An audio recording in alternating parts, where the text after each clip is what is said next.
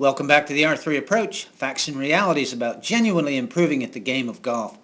The 6 components of the R3 Approach provides good information for us in terms of helping us to begin with the end in mind and continue directing our thoughts and actions towards the right things in the right way and at the right time.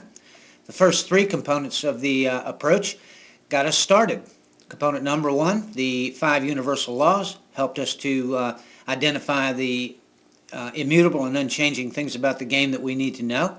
Component number 2, the 4 perspectives, helped us to understand that we will be directing our thoughts and actions from 4 different perspectives as we go about improving our golf games.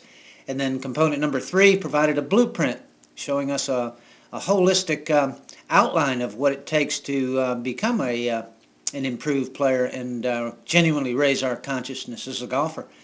And component number 4 here, the 8 facets of physically working on our golf swing, provides a good outline for us in terms of helping to stay on point and continue directing our thoughts and actions towards the right things in the right way and at the right time when it comes to physically working on our golf swing.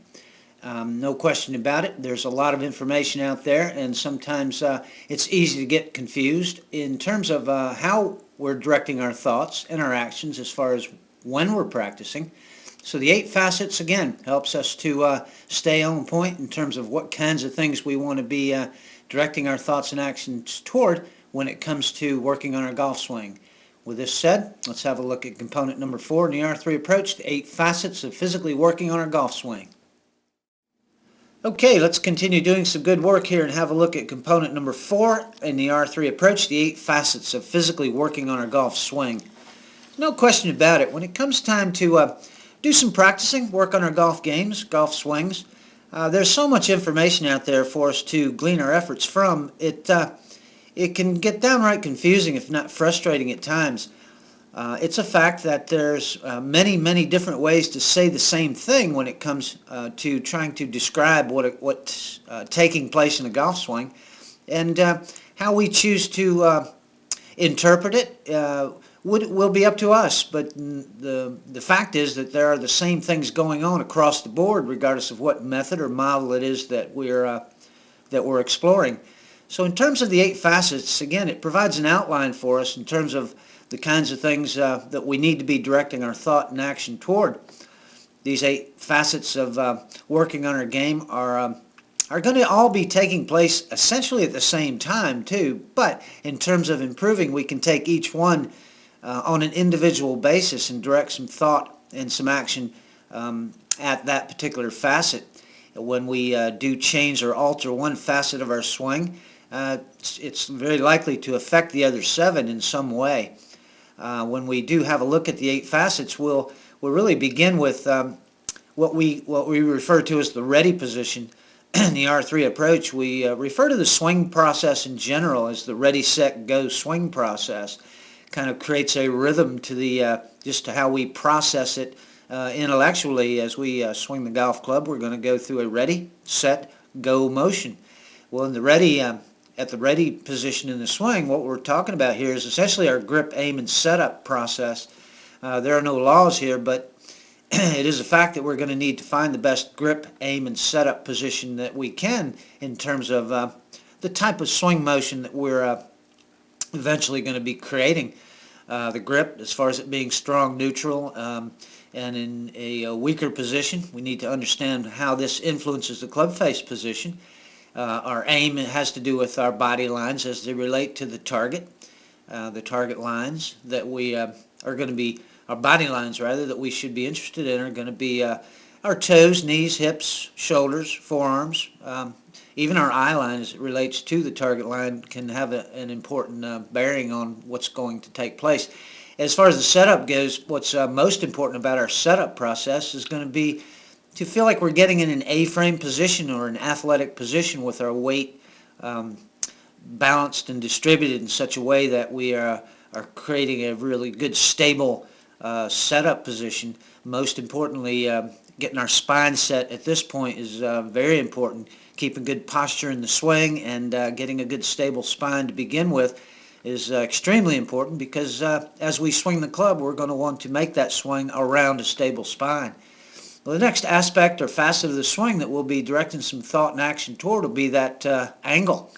The second law, second of the 5 universal laws, angle is our primary source of power in the swing.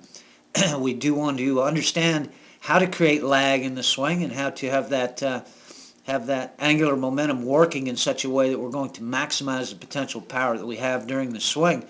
This gets us to the set point in the swing, or the transition point in the swing.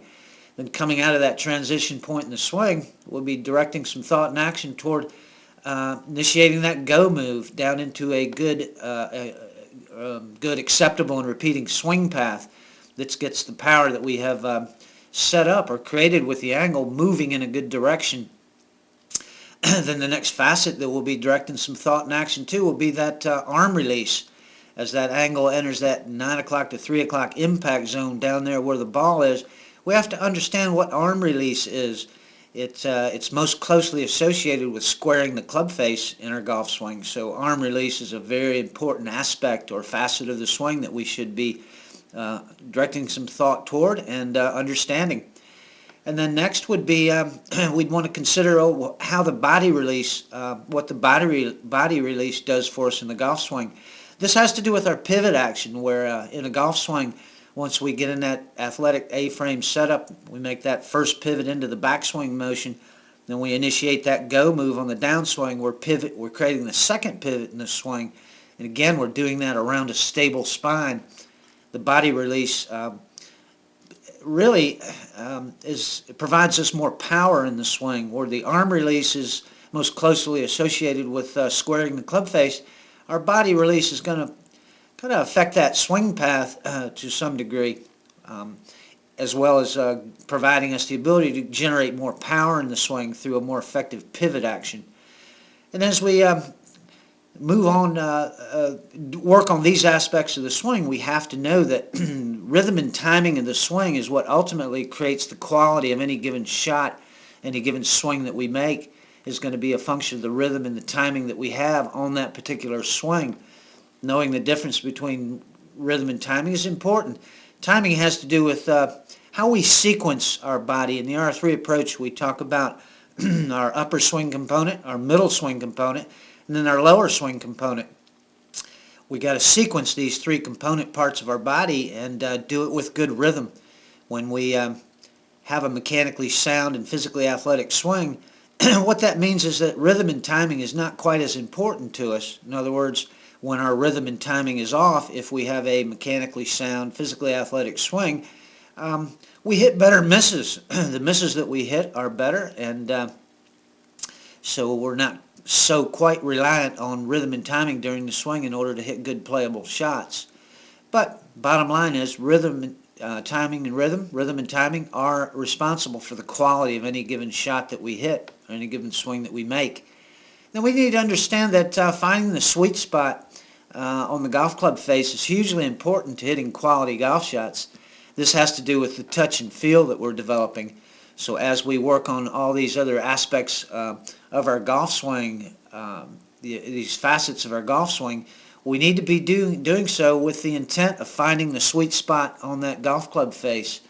That club's moving quite fast through that impact area, 60, 70, 80, 100 miles plus. And what we're trying to do is to find the sweet spot about the size of a dime on that club face. It's amazing that we can in fact do that, but we can in fact do that. So it needs to be a facet that we're directing some thought and action toward. Our ability to develop touch and feel to the extent that we're going to find that sweet spot on a more consistent basis. And then the just understanding the importance of the athletic factor relative to being able to make good physically athletic and mechanically sound swings is important to us. So not only should we be just trying to improve our physical fitness in general, we need to know that prior to hitting balls or warming up or playing, we should make sure that we've stretched out effectively. Quite often we're anxious to go ahead and hit balls, start hitting balls just to see what's going to happen. And we don't sufficiently get ourselves warmed up and stretched out well enough to make those good athletic swing motions. So stretching is an important aspect of an important facet of the overall process. So again, these 8 facets help to keep us on point in terms of directing our thought and action toward the right things in the right way and at the right time as far as our golf swing goes. We can again use the eight facets as an outline or an agenda to help keep our thinking on point when we are out there on that practice tee putting forth some practice effort. Okay, having talked about the eight facets, the fourth component here, it leads us to the fifth component, and that is the four types of practicing. So having the eight facets there in front of us in terms of the kinds of things we want to be thinking about, we can use the next component as a means of understanding how to actually go out and practice more effectively. Okay, as we always say in the R3 approach, let's keep having fun with our golf game development and always keep doing good work.